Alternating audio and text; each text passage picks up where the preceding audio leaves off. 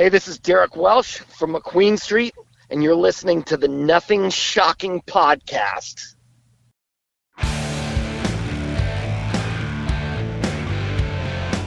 Want to know what's going on in the world of music? Then tune in to the Nothing Shocking Podcast, a non-genre based, all ages friendly rock and roll program. Join us weekly for interviews with all your favorite rock stars from the mainstream to the underground. You can find us at nothingshocking.libsyn.com or anywhere you download podcasts.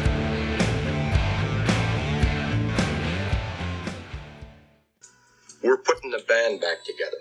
The numbers all go to 11.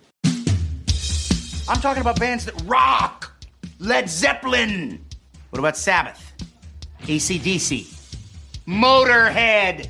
Does that mean it's louder? Is it any louder? Well, it's one louder, isn't it? We're not worthy! We're not worthy! Why don't you just make 10 louder and make 10 be the top number and make that a little louder? These go to 11. I get up off the ground and raise my head. Days like this, think I should be dead. One for Satan, two for me. Let's cheat the devil, it's fun, don't you agree?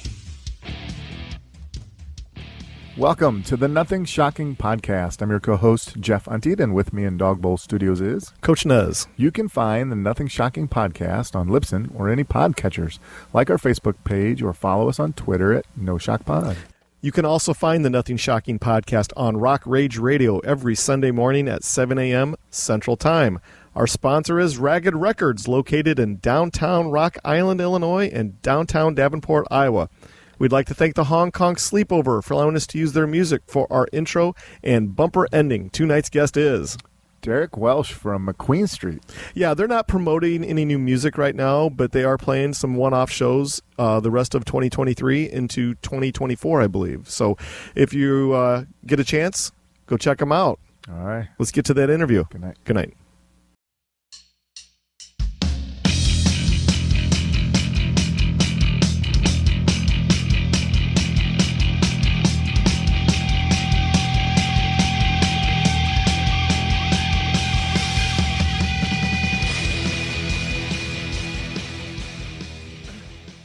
Derek, welcome to the Nothing Shocking Podcast. I'd like to introduce you my co-host, Jeff Untied. Derek, thanks for joining us tonight.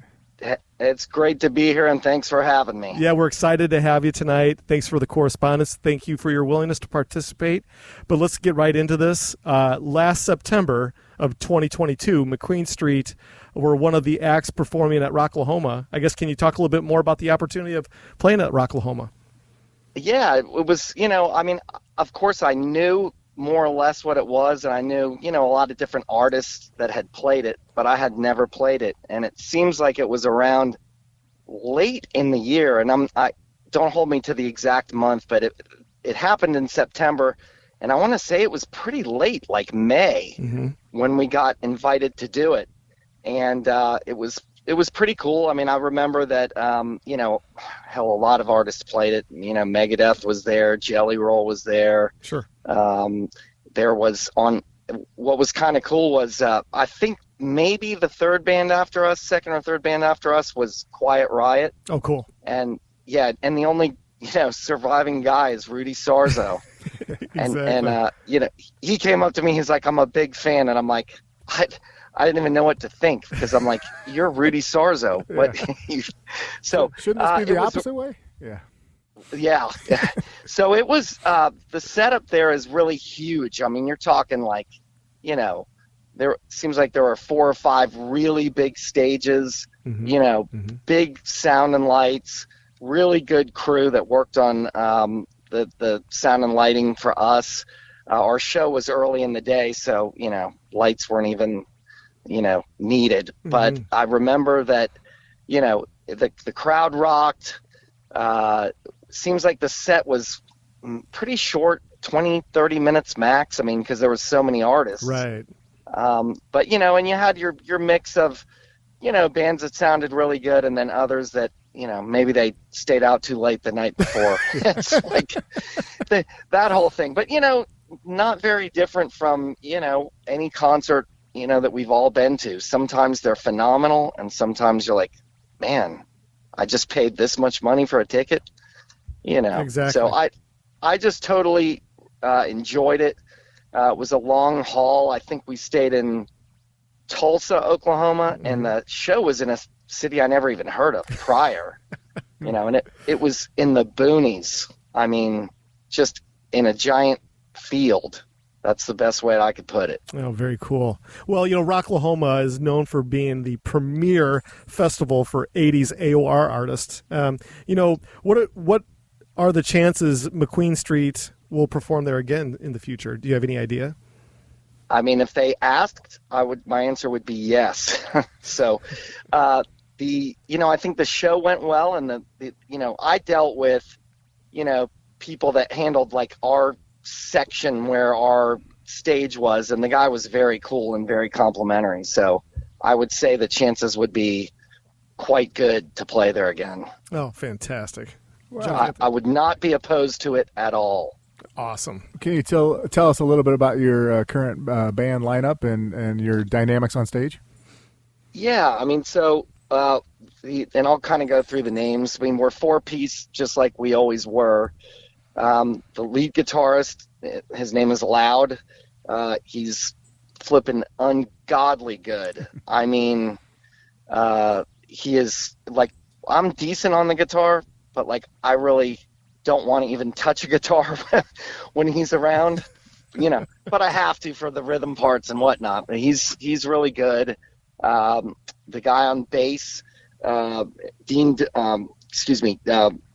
Kevin Delburn on bass, super cool guy, super solid player. All these guys that are in the band have been playing for years. I mean, McQueen Street used to play quite a bit in Orlando, Florida, and kind of Miami, Florida area. Mm-hmm. So a lot of the bands that played the circuit, through Florida, I think these guys probably all did that. And then on drums, Dean DiMizio, super good guy, really solid player, and all these guys, they had to go back and really dissect things and, play it, more or less like the record. But I'm always kind of been like, look, play it as close to what it is, but make it yours, yes. And so that kind of gives I think the live sound a little bit of breathing room. And, it's not like you're like learning a cover. It's like the real deal. And I feel like, the band gets along great. And, I think the crowds can see that. Oh, fantastic. You touched upon yourself as a guitar player, but how do you view yourself? Do you view yourself as the lead singer that plays guitar or the guitar player that is also a lead singer? How does it work? Well, I'll keep this short, but it's kind of a funny story. I was always the rhythm guitarist, and we had a really cocky singer. He shows up late, as he always did, with the lead guitar player and said he was lucky. We were lucky that they even showed up. Yeah, that didn't go over that well. And he said, Welsh, you're going to be nothing but a below-average rhythm guitar player in a garage. Ooh. Yeah, well, that didn't go over that well with me. But years later, we were playing a show with Joan Jett in, I think it was like Austin or Houston somewhere. And someone on the crew says, hey, Derek, an old buddy of yours is at the door. and he said the name. Fortunately, it wasn't the singer guy, but it was the lead guitarist. And I thought, man, how the times change. Yeah. So I was a guitar player that sort of got talked into, because of the problems with singers, I just had to become the singer. And, which is kind of weird, but that's kind of how that came about. So I've always played guitar, and I wouldn't classify myself as a player's player. I mean, I get the job done. We'll leave it at that. Yeah, good enough. Yeah. I mean, when you were first starting out, did you ever have jitters or the, man, can I do this with the lead singing or was it pretty natural? Okay. So in cover band history, the drummer was the lead singer. And about a week and a half before our first big gig, I think it was called the River the River Rat Race something or other. It was like 4,000 people out by the river, and we're like the headliner. And I got to sing. Yeah. And I'm like, I had like, I don't know, a week and a half. Like, so I have my lyrics are taped to my monitor. And I think we opened up with like, I don't know, Living After Midnight by Priest. Mm-hmm. And the wind is kicking, and the band kicks in, and right before I'm about to sing, my lyrics blow off the monitors. I was like, I have no idea what the words are, but they just came to me. So, awesome. Jitters, I mean, way back then I think I did, but, these days, I just look forward to getting on the stage. Yeah, fantastic. Yeah. Well, with McQueen Street being the heritage act that it is now, how often does the band play live shows, or is it a seasonal thing for you guys? It is a weekend warrior thing. How does it work? Yeah, definitely not the weekend warrior. It's if we get what I would call a good show, certainly like something like Rocklahoma, or if it's a really good venue, then we'll go out and do it. And it's I think we all did back in the day, you played 5 nights a week covers. And there was a circuit. And these days, there's not even, that doesn't exist. So I think we kind of can pick and choose. And if everything looks good and it's a well put together show, with good advertising, then we'll do it. So it's not really weekend warrior. It's not really like, there's no set like we play once a month or 4 times a month or twice a year. Mm-hmm. There's kind of no method to the madness. Oh, very good. Well, I apologize if you already said it, but where do you guys does the band have a home base that you're working out of? Well, we're based in Tennessee. I live in Tennessee. Here's what's funny. My band are all South Floridians. Yeah. Floridians, which I grew up there in Miami. So it's just kind of odd, but kind of the way it worked out, was we sort of knew each other through, third parties or from way back in the day. And these guys, have played with each other in different bands. And it was just kind of an easy, an easy mesh. I mean, there was no guesswork at all, and everybody got along, which is, you've heard many a story about the bands that just, there's none of that in McQueen Street. I mean, zero. It's like when we show up, the time on stage, that's the good time. There's no work involved. Rock out, make it loud, in your face, and have a great time. This goes back to playing live shows. As far as when you guys go out there and play live shows, are there certain venues that the band still has a stronghold on? Is there just certain places where, hey, we got to play this venue because we get a great showing, we get a great turnout for it? I wish I could say yes, but honestly, I really can't think of a venue that has survived all the years. You've got ones on the national circuit. There's probably I'm trying to think of a name off the top of my head, like Bogarts, or, there was a big place in Miami that did a lot of nationals. I think we did a show there with Bonham one time, called the, I'm trying to think of the name. The Button South. Mm-hmm. It's been long gone, but they have Button South reunions every other year or so. So, it's kind of, I think there's markets that we did really well in, but there isn't a surviving club in a certain city, which seems odd to say, but man, I mean, the way the music business is these days, exactly, it's so changed. Exactly. So, and I say that in a positive way. I mean, it's, I wish I could say there's 15, 20, 30 surviving venues, but there's just not. There isn't. No, none that are original. That's for sure. Yeah, and that's the thing.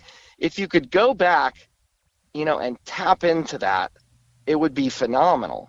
But it's almost, I don't want to say it's extinct, but the whole live venue thing has had a hard time surviving. And let's face it, COVID didn't help it at all. That's for sure. Right. Oh, Lord. Good God. Don't get me going on COVID. It's like, did we really all need all that madness? I would say no. Yes, I'm going to say, and you can hold me to this and quote unquote me. It absolutely did not need it under any circumstances, and it was a complete disaster / nightmare. End quote. Absolutely. I don't know if I can speak for Jeff, but I'll speak for myself on this one. But I got to tell you, when I didn't miss a show when it came to town. Now, since we're post-COVID, I'm a little lackadaisical in the evenings now. I don't get out to all the shows like I used to get out to. I don't know if it's because it's just you get comfortable staying home in the evenings or something, but I go to some shows, but not like I used to. That's for sure. Right. I'm just glad they're coming back.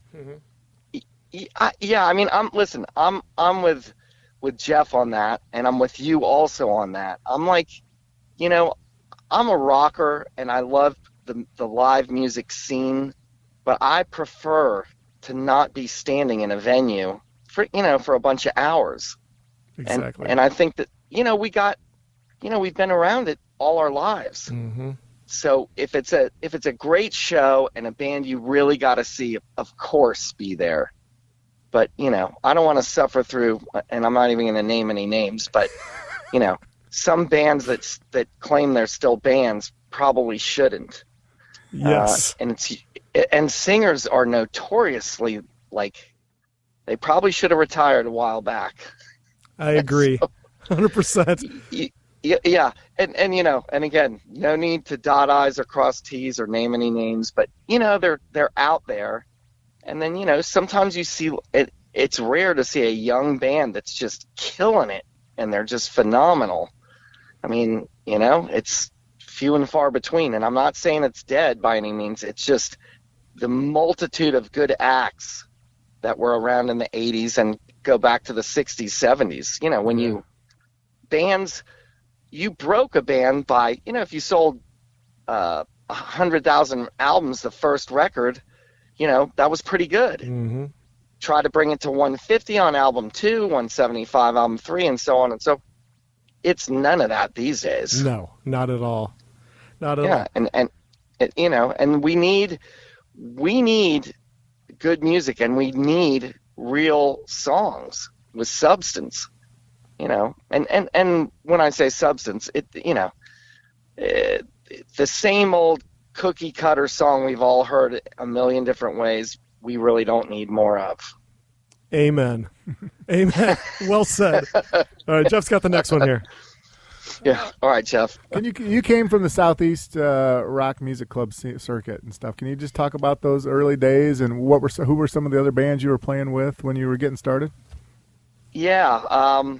So back when I probably started playing live about my second or third year when I was in college, and there would be, like in every city, I went to Auburn and I was at the Montgomery campus, and there was probably 5 to 7, 8 live venues then.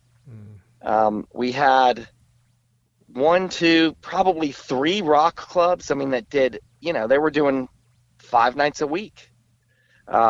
Stages, were all decent size. It wasn't like theaters, but 300 capacity rooms, maybe 500, and some maybe smaller, 200 and plus a handful.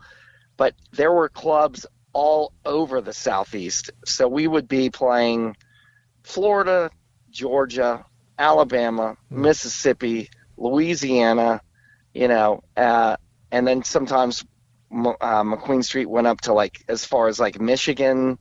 We played everywhere, and you weren't hurting for gigs. I mean, if you were a good, solid band, you were playing always 5 nights a week, all year long. And from the best of my knowledge, most bands probably did 3 or 4 50-minute sets would be close to what you did. I think we did 3. We might have done 3 we might have done either 275s or I doubt we ever did 350s, but you played like a lot of material, and you'd have, about a 20-minute break or so. And bands that I remember from back in the day, around the time we got signed, I was friends with a guy, Damon Johnson, who was in a band called Brother Kane. Yeah. And Damon, kind of like me, they had a singer, I'm not going to name his name, but the record company just didn't like him. And Damon, I was recording at Sunset Sound with Tom Werman, and my phone rang a couple of times, but I remember one time Damon called me and said, "Hey, Derek, man, I need to ask your advice on something." I said, yeah. He said, do you know any good singers? I was like, Damon, why are you even asking me that? He goes, well, we need a singer. I'm like, why don't you do it? He's like, well, I'm a guitar player. I said, so was I. So time went by, and, next thing I know, flipping Got No Shame hits, and it's huge. Oh, yeah. And Damon's been doing it solid since then. So there was Brother Kane. I don't know if you remember. You probably wouldn't remember the band Still Rain, but they were unsigned, and then they went on to do, I think one or two of them played in Dark New Day. One of them plays in, I think it's the bass player. I can't remember the name of the band. They're pretty big, heavy band. The guy, they're southeastern, maybe Atlanta area. God dog it. They're pretty big, but I can't remember the name of them off the top of my head. Plenty of cover bands. Well, do you know who Will Hunt is? Yes. Yeah. Absolutely. Okay. I've known Will since he would laugh. He's going to say since he was 17, but I'm going to say 16.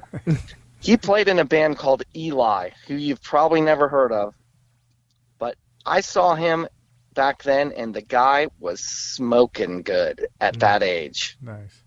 And he's played in, he's in Evanescence now. Yes. Yeah. And Tommy Lee called him to fill in on part of the Crew tour. Yeah, I remember that. Yes. Okay. So this guy, he's played with everyone. He'll do fill-in dates, and he was going to come and do a McQueen Street show we had in Canada, but then it was during COVID and that whole thing, and it didn't end up happening. But, so there's all sorts of guys that, that I played with or knew, or, they would play with like Pat Travers, and I ended up playing with them for a little while. So we had like a plethora of really good talent from the Southeast region. Oh. And, it's endless, the amount of bands. Help me out. Was Will Hunt, did he spend some time in Fuel as well? I think he did, didn't he, as the drummer? I just talked to him, I don't know, 2 or 3 weeks ago, and he came and saw us at Rocklahoma. Okay. We played early, like in the morning early, and Will was there. And he didn't mention Fuel, but, it wouldn't shock me. Will can do anything.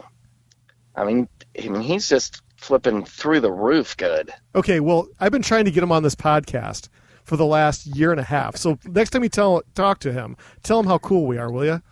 Okay, right when we get off the phone, I'm sending him a text, and if he doesn't answer me in 5 minutes, I'm picking up the phone and going, Will, what the hell?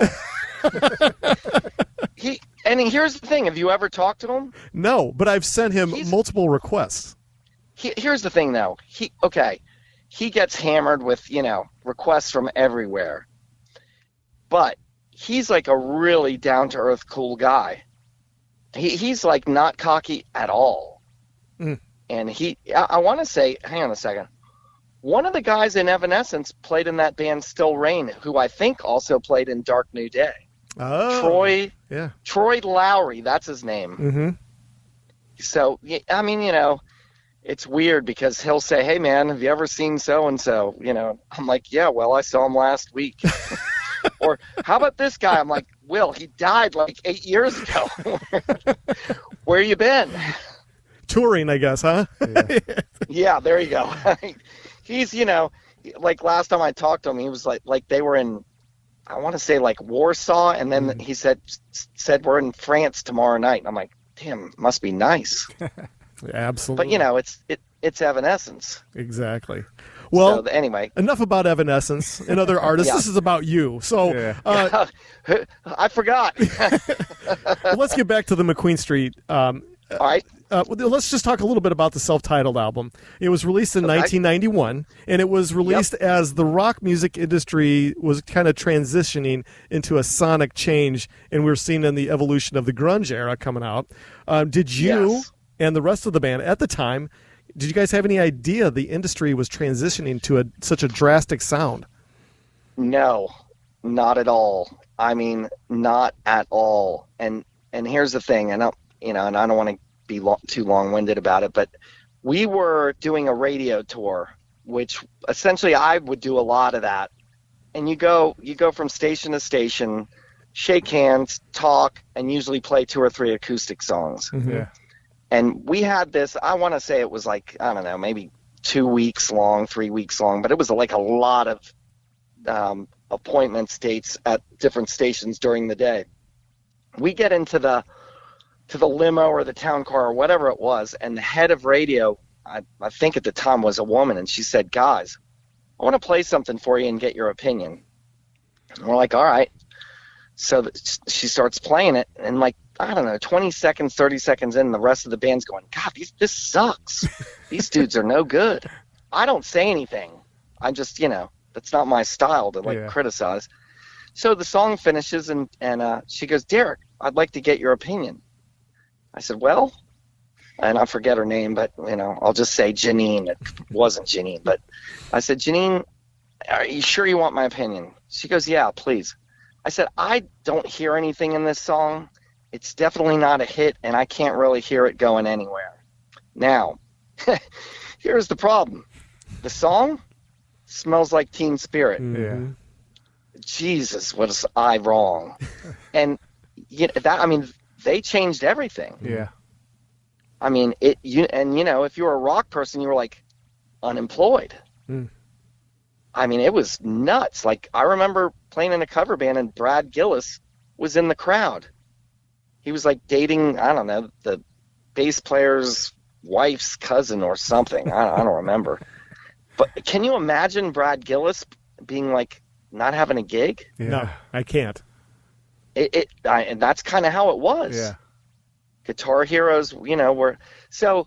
That was a major, major shift, and I definitely did not see that coming. Mm. No, I don't think anyone did. Well, I got to tell you, that debut album was such a banger, and it still is such a banger. It's never going to stop from being a banger. It does. It holds up.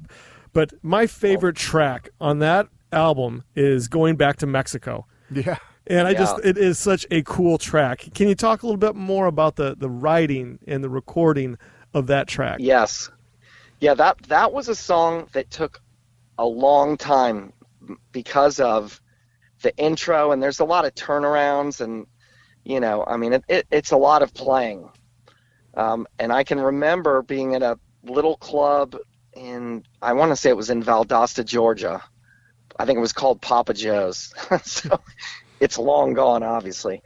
But I remember working on that, that whole intro part and all the guitar, dives and everything going on there. And then, it kicks in on that conk, conk, conk, conk, conk, and then we kind of had everything more or less put together. And then I think I wrote probably most of the lyrics, like probably sitting out by a pool or something. It's been so long, but it was definitely outside the box for songwriting, and that's kind of what I really dug about it. It just it was kind of going with the flow and the vibe, and not really. You could never sit down and say, "Hey, we're going to write a song like Going Back to Mexico." It's just not going to happen. But it came together, pretty well. But it was a lot of particular work, fusing things into the next part, and so on and so forth. But I love playing that song live, and so does the audience. And we used to open up with it a lot back in the day. Well, the intro is so funky. Yeah. It hooks you right away because it's so different than what you guys are known for. And it's just it's so hooky. Yeah. And it's like, wow, it's McQueen Street going a little funky on us. Probably we did. And what's so cool about that, and probably nobody really, no one's ever known this, that the bongos that are going on in that, that's a really famous guy named Alex Acuna from L.A. that's playing on top of that. And it's like, he's like, and I don't know if the guy's still alive, honestly, but he was like, Tom Werman was so connected with people, like the backing vocalist on the first record was Jeff Scott Soto. Yeah. Oh, wow. Yeah. So I'm standing next to this. I don't know who these guys are. Yeah. They're like, they shake my hand. One guy's the backing vocalist for Rod Stewart, and the other guy, I think, was Fee Waybill from the Tubes. Yeah. Yeah. And they're like just standing next to me, and they we just cut the backing vocals in one take. I mean, these guys were so good. It was nuts. Yeah. But, that's what they did.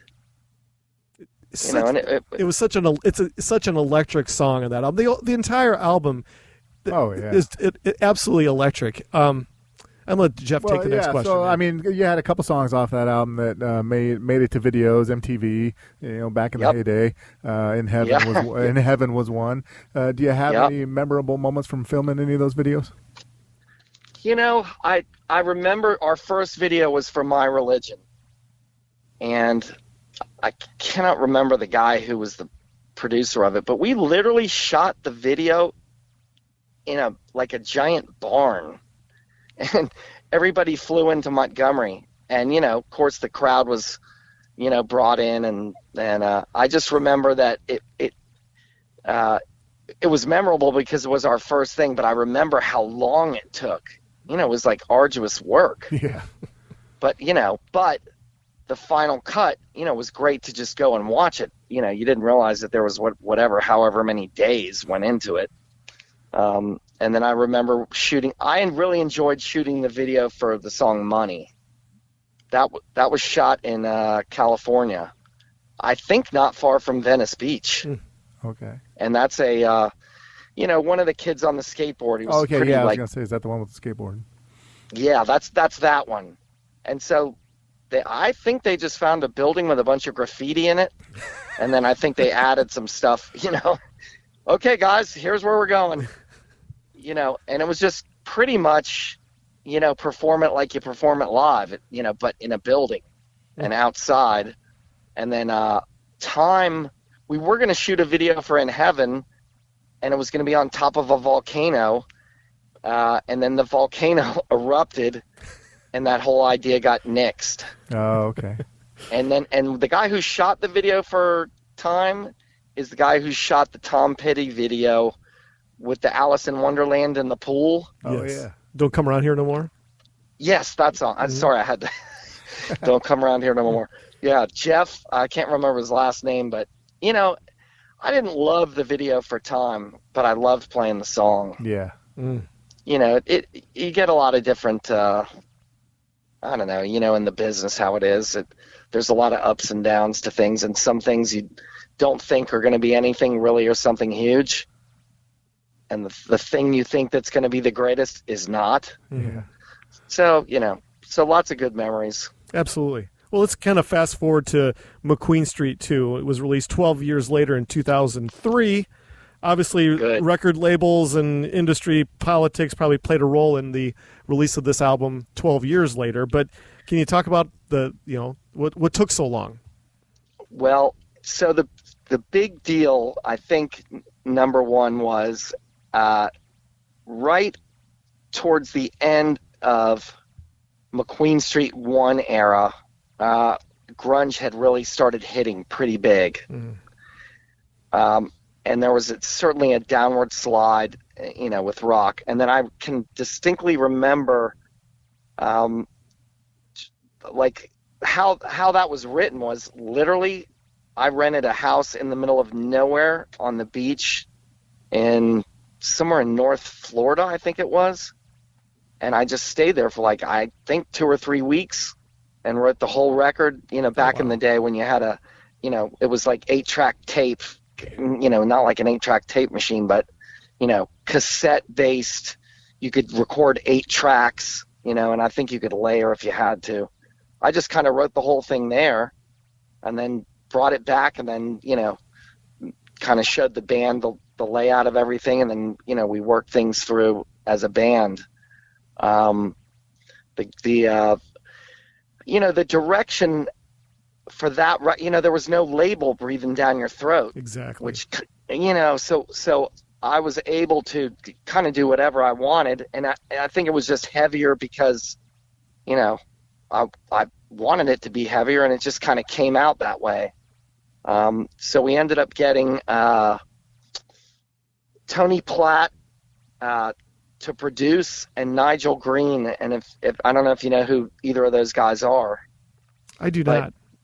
Okay, Tony Platt did like some really heavy stuff. I want to say Platt worked on one. I can't remember. I don't think he worked on Back in Black, but some big records. You'd have to look him up. It's Platt is his last name. Mm-hmm. And then Nigel Green, he's the guy you probably have no idea who that is. Of course, you know who Mutt Lang is. Of course, yeah. That's Mutt's engineer. Oh, gotcha. He engineered everything that Mutt did. I mean, Back in Black. He did Pyromania, Hysteria. I mean, Foreigner 4. I mean, the list goes on. Nigel did all that stuff. Mm. And he was like the coolest guy, like total Brit.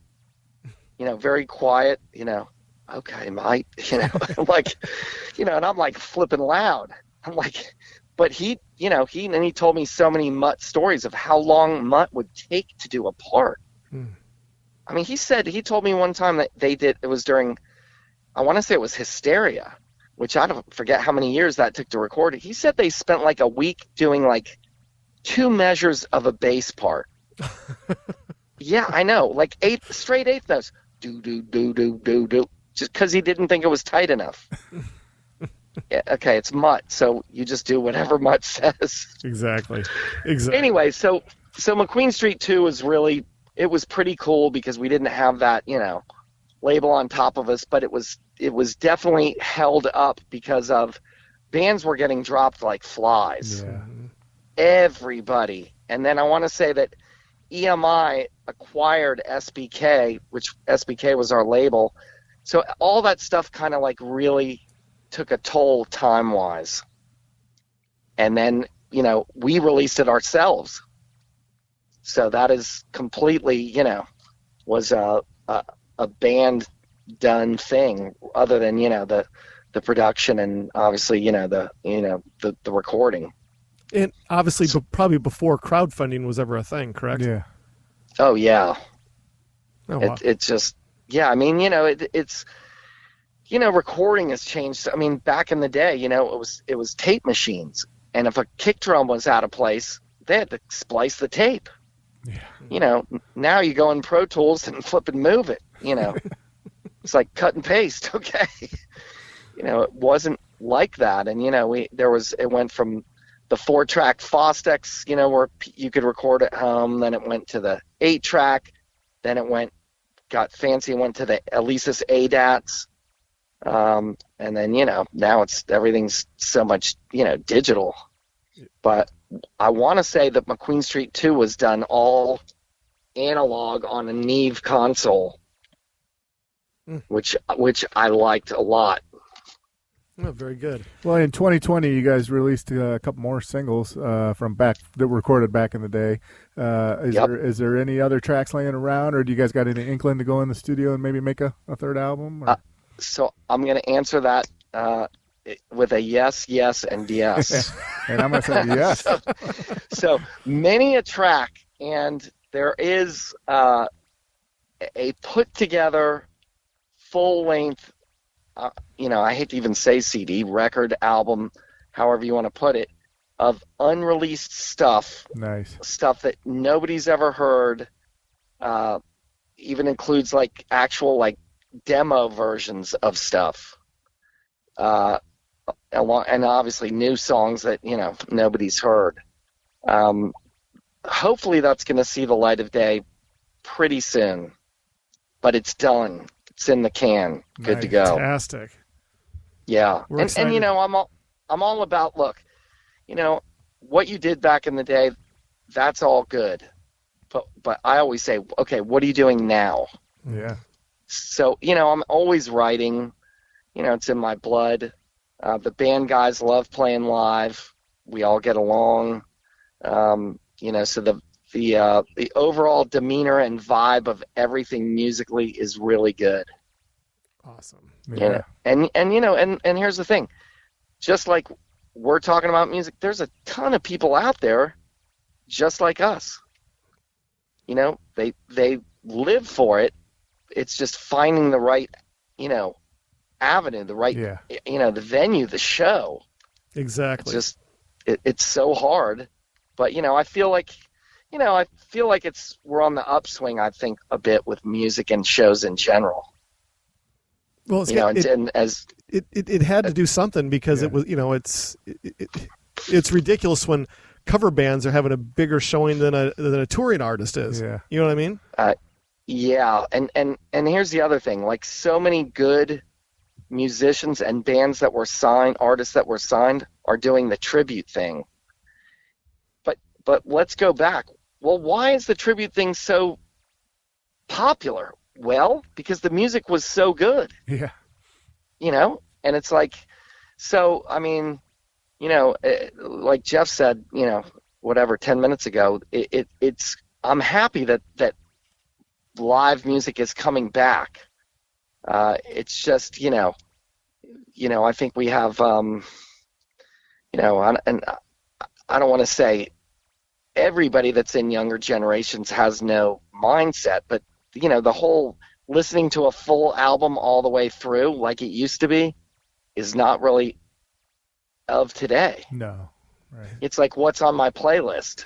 Exactly. Yep. And it's I mean, it is what it is. So, when it comes to being a songwriter / live artist, do what you do it with passion, get out on the stage and give it everything you got, and that's what you got to do.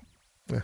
Well said. Yeah. I have one last question for you, and then we'll leave you alone for the evening. Deal? Yeah, fire away. All right, man. So I ask this question to every guest. The mystery of rock and roll, with the dawning of the internet, now especially with all the different social medias out there, there is no mystery and mystique with rock and roll. There's no Zeppelin anymore. There is no Kiss. There's none of that stuff any longer where there was a mystery. But for you, right, as the artist, but yet also the fan, what is your preference? The new age of accessibility with social media, or do you miss the mystery of rock and roll? Personally, I miss that, and I am a guy that, in all of this, I'm kind of a tech kind of guy. I mean, I've always embraced technology, but I'm going to be honest. Vinyl sounds better, is better when you hold a record and can listen to it and look at, either, the lyric sheet or the photos or all that stuff. I miss that. Yeah. And I think that if you've ever, and here's the other thing, vinyl sales are way up. Yes. Okay, so I feel that, like you said, the mystique of it is kind of lost right now, but I feel that there is a way to not write it off entirely, because it can, that mystique can be brought back. It's just, there's got to be enough demand for that, and so, I hate to say, well, music is dead in the water, and, I mean, I think it was a Steve Lukather interview. It was on Facebook. I don't know. He did it like 9 years ago, and he was just like, there's just nothing happening. He's phenomenal in what he does. I don't agree with him on that. I think that, we have to you have to be inventive, and you have to kind of go back to that. Also, go back to that, the source of, like, Zeppelin, Kiss, whether you like them or not, the Doors, the Who. I mean, I think we can generate that kind of buzz and mystery again in a different way. Yeah. With that being said, there's still one band that still kind of holds a mystery right now, and that's Tobias Forge and Ghost. He still somehow can still keep Ghost somewhat of a mystery in this dawning of the internet. But as far as anything else, I mean, you really have to be elusive in order to be a mystery. Agree? I agree. I do agree with you. It's nearly impossible.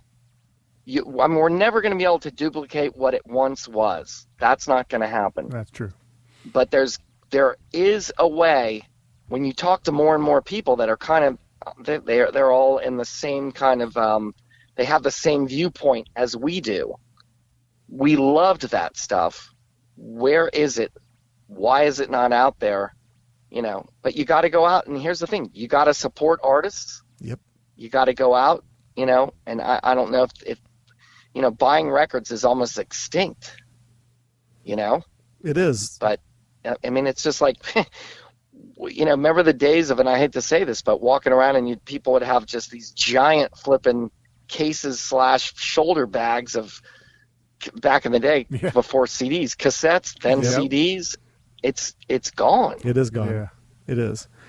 So, but I mean, again, it's kind of like keep a positive attitude and move forward. Absolutely. Well, we're out of our allotted time for the evening. Is there anything that we left off tonight that you would like to plug or promote? Just I would mention, obviously the website, Facebook page, that's kind of going to be where people can kind of know what's going on the most. Obviously because of streaming, you can hear our stuff. I mean, everything we've ever done pretty much is where you can hear it. But, website, Facebook page, look, just keep an eye out for us, and, be like the page, become a fan, so on and so forth. But I mean, I think we covered a lot of stuff. Fantastic. Well, this is how things are going to work out. In about 3 weeks, this episode will be released. Jeff, the editing wizard, will get it all cleaned up for us. He's awesome at it, by the way. Jeff, thank you. Somehow make me sound like not a complete moron. You did great. No, you did good. All right, guys, I really appreciate it. I mean, I like what you're doing. Well, thank you. What you're doing is important. It keeps music alive. Yeah. And obviously you guys know what the hell you're doing. Thank God.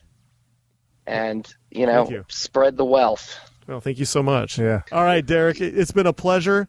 Yeah, I'll be in touch with you in about 3 weeks. And in the meantime, I'll send you a ton of recipes that you can look over. I'm going to send you text. Hey, bro, check this out. It's going to say, let's get married. Delete those. Yeah. Sounds good, man. Take care of yourself. All right, guys. Great talking to you, and have a good one. You too. Thank you. Bye-bye. All right. Bye-bye.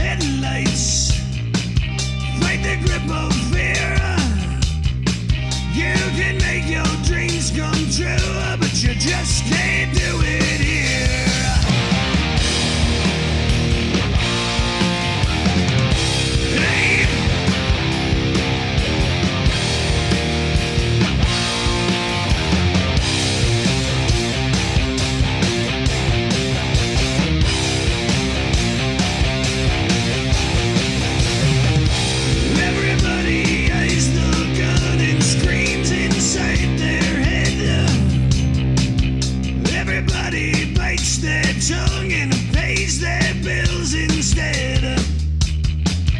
Hide in the spotlights. Fight the grip of death.